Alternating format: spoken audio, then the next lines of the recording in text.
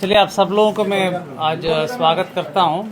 जैसे आप लोगों को जानकारी होगी, जो घटना मोकामा विधानसभा क्षेत्र में हुआ है उसको जिला प्रशासन और पुलिस ने काफ़ी अति गंभीरता से लिया है। गंभीरता से लेते हुए पूरी घटना का छानबीन भी पुलिस द्वारा पुलिसिय कार्रवाई के तहत की जा रही है।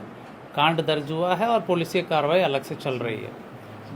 हम लोग इस घटना को बहुत ही सीरियसली देख रहे हैं और घटना के बाद काफ़ी हम लोगों ने कार्रवाई की है।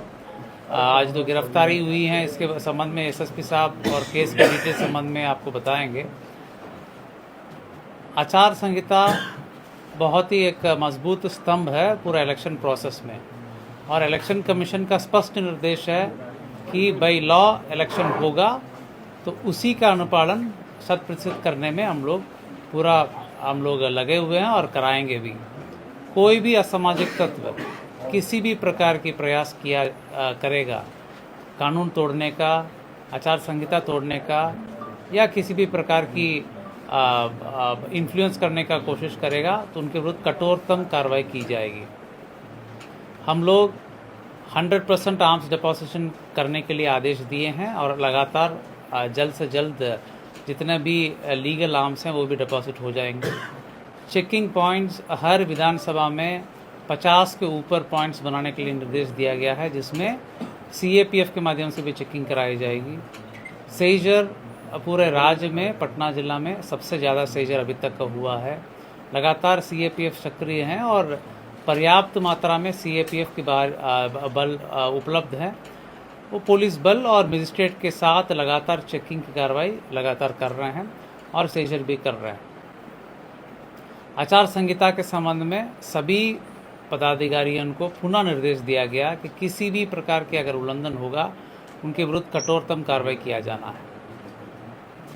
जहाँ तक इलीगल आर्म्स की बात है उस पर और तेज़ी लाई गई। जहाँ जहाँ आवश्यकता हो सीएपीएफ को भी यूज़ करके उसमें छापामारी की जा रही है, और जहाँ पर भी ऐसे सूचना मिलेगी वहाँ पर हम लोग छापामारी करके कांड भी दर्ज करेंगे, उक्त असामाजिक तत्वों को जेल भेजने का काम भी करेंगे। कहने का मतलब इलेक्शन कमीशन द्वारा दिए गए निर्देश पूरे लॉ और कानून को फॉलो करके इलेक्शन की प्रोसेस संपन्न होगा, वो बिल्कुल होगा, उसको पालन कराया जाएगा। उसमें कोई भी बाधा उत्पन्न करेंगे उनके विरुद्ध कठोरतम कार्रवाई की जाएगी। मैं फर्दर जो केस संबंधित डिटेल से एसएसपी साहब आपको ब्रीफ करेंगे।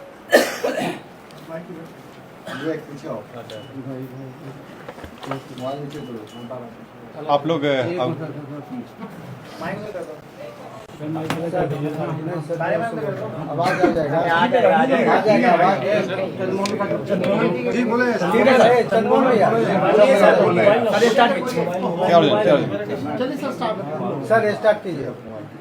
आप लोग अवगत हैं कि 30 तारीख को एक गंभीर घटना घटी थी और जो दुर्भाग्यपूर्ण था कि इस तरह घटना नहीं होनी चाहिए थी। इस घटना में जो तारतर गांव है उसके समीप में दो पक्षों जो वहाँ प्रत्याशी थे वो उन दोनों के काफिला आ रहा था और उन दोनों के बीच पक्षों में झड़प हुई और झड़प में पथराव हुआ, लोग घायल हुए और उसके बाद एक शव बरामद हुआ। उसमें जो दुलार चंद यादव हैं जो 75 वर्ष के रहने वाले हैं, उसी गांव के पास के रहने वाले हैं, उनका पूर्व में भी आपराधिक इतिहास रहा है, उनका शव बरामद किया गया। उसके बाद वहाँ पे दोनों पक्षों के द्वारा कांड दर्ज कराया गया।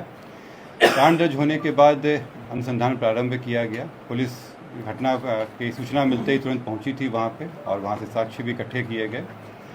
घटनास्थल से कई जगह के फुटेज भी प्राप्त हुए, जिससे क्या घटना हुई है उसके बारे में कई जानकारियाँ मिली। लोगों के गवाह भी सामने आए और उनकी गवाही भी ली गई।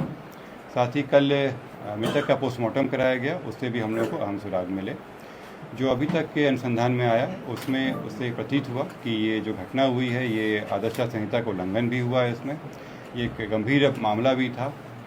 हम लोग इलेक्शन कमीशन के द्वारा निर्देशित भी किया गया था कि शांतिपूर्ण ढंग से इलेक्शन होना चाहिए, और इसमें जब अनुसंधान किया गया तो पाया गया कि जो प्रत्याशी हैं वो वहाँ पे मौजूद थे, उनके सामने में घटनाएं हुई हैं और जो कांड के मुख्य अभियुक्त भी हैं अनंत सिंह, उनकी आज गिरफ्तारी बेड़ना गांव से किया गया है। इसमें हम लोग को जो जानकारी प्राप्त हुई थी, इनके 2 सहयोगी भी इनके साथ में थे जो उस घटनास्थल पर भी थे और उनकी भी गिरफ्तारी की गई है। ये 2 व्यक्ति हैं मणिकांत ठाकुर जो नदवा गांव के रहने वाले हैं और दूसरा रंजीत राम जो लदमा गांव के रहने वाले हैं। इस पूरे मामले में 3 लोगों की गिरफ्तारी हुई है। जो प्रत्याशी हैं अनंत सिंह, उनकी गिरफ्तारी हुई है। दूसरा मणिकांत ठाकुर जो नदवा गांव के रहने वाले हैं, बाढ़ थाना अंतर्गत। दूसरे रंजीत राम जो लदमा गांव के रहने वाले हैं। ये लोग भी उस घटनास्थल पर थे मौजूद। इन तीनों की गिरफ्तारी की गई है। इन तीनों को आगे मजिस्ट्रेट के सामने प्रस्तुत कराया जाएगा और आगे विधि सम्मत कार्रवाई की जाएगी। कार्तिकेय जी बात जानना चाहते हैं कि पोस्टमार्टम रिपोर्ट में गोली लगने की बात हुई थी, कौन सा आर्म यूज किया गया? आप लोगों को ये पता लगा गोली चली है तो कौन से बंदूक से चली है? इसमें जो पोस्टमार्टम रिपोर्ट आया है उस रिपोर्ट में दिया गया है कि उनके जो मृत्यु का कारण बताया गया है उसमें बताया गया है कि जो शॉक लगा है उनको हार्ड और ब्लंट सब्सटेंस के साथ जो उनके हृदय और फेफड़ों में जो चोट आई है।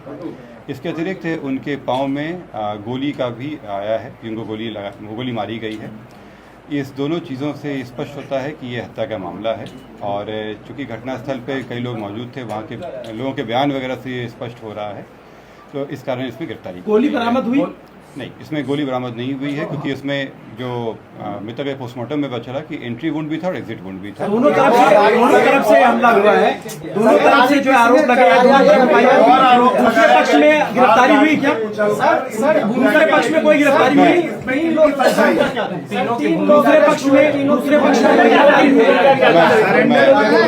मैं आप लोगों की बातों, मैं आप सभी के प्रश्नों का उत्तर दूंगा। यहाँ पे एक एक करके हम लोग बात करेंगे। दूसरे पक्ष की गिरफ्तारी हुई? लोग कह रहे हैं कि सरेंडर किया है अनंत सिंह ने, ये स्पष्ट कर दिया कि सरेंडर है या गिरफ्तारी है? सर सरेंडर है या गिरफ्तारी? मैं एक एक करके आप लोगों के प्रश्नों का उत्तर दे देता हूँ।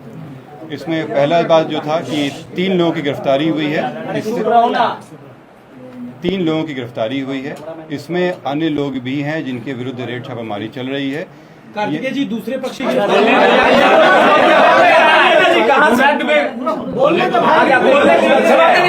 कार्तिकेय जी बोली इधर उधर से आके चिल्ला। मैं फिर से रिपीट कर दे रहा हूँ।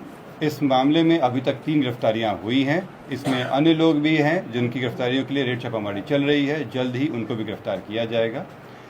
इसमें अनुसंधान जो CID के द्वारा भी शुरू किया गया है। CID की एक टीम भी बनाई गई है जो इस पूरे मामले पे अनुसंधान साथ में करती रहेगी और हम लोगों को सहयोग भी देगी। जो अग्रतर अनुसंधान में आएगा उससे भी आप लोग को अवगत कराया जाएगा। जो आप लोग द्वारा प्रश्न किया गया था कि दूसरे पक्ष पे क्या कार्रवाई हुई, तो आप लोगों को अवगत करा दें कि इसमें इस पूरे घटनाक्रम में कई चीज़ें हुई हैं। पहला कि जो आपस में जो दोनों पक्षों के बीच में मारपीट की घटना हुई थी, पत्थरबाजी हुई थी, उसका कारण दर्ज कराया गया है। पुलिस को जब जानकारी मिली थी कि इस तरह की चीज़ें हो रही हैं, उसका भी केस दर्ज कराया गया।